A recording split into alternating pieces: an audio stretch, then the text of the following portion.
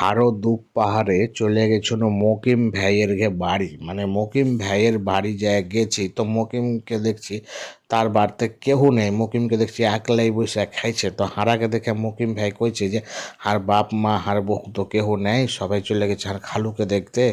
তো আয় ভাই হার সাথে বসে তোরা দুটা ভাত খাইলে। তো আমি কই যখন এত আদর করে কইছিস তো দে তাহলে খাইলি। তখন আমি কহিনু যে তুই দুপুরের বেলা আলুর সানা দিয়ে ভাত খাবি। তখন মকিম ভাই কইলে যে আমি তাহলে দুটা ডিমের চিতাই গালা করে দিছি। তো ডিমের চিতাই করে দিলে মকিম ভাই আর আমি আর রামেশ খাবো সে বসে আছি। তো এদিকে ঘরে ঢুকছে তো যে রামজা ভাত খুলে হ্যাংকারের মতন লিয়ে বসে আছে যে কখন মকিম ভাই ডিমের চিতাইলে ঢুকবে। ঘাটা দেখছে দেখছে দেখছে কখন ঢুকবে, এরই মধ্যে মকিমের ডিমের চিতাই করা হয়ে গেছে আর মকিম ডিমের চিতাই নিয়ে চলে এলো। তখন মকিম কইছে যে খেলে ভাই খেলে, আর কত হ্যাংকারের মতন করে বসে থাকবি।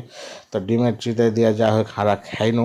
তো এই দিনটা কী হবে এখন ঠিকই ঠিকই একটা স্মরণীয় দিনে থাকবে যে বাড়ি কারো ফাঁকা থাকলে এরকম করে গেলে সবাই মিলে রেনে টেনে খাবো, মজাই আলাদা। তাছাড়া ফের ডিমের চিতাই আর আলুর ছানা এগুলা দিয়ে খাইতে মজাই আলাদা। তো সবাই মিলে একটু আনন্দ করনু আর সবাই মিলে খেনু। তো ডিমের চিতাই আলুর ছানা দিনটা স্মরণীয়।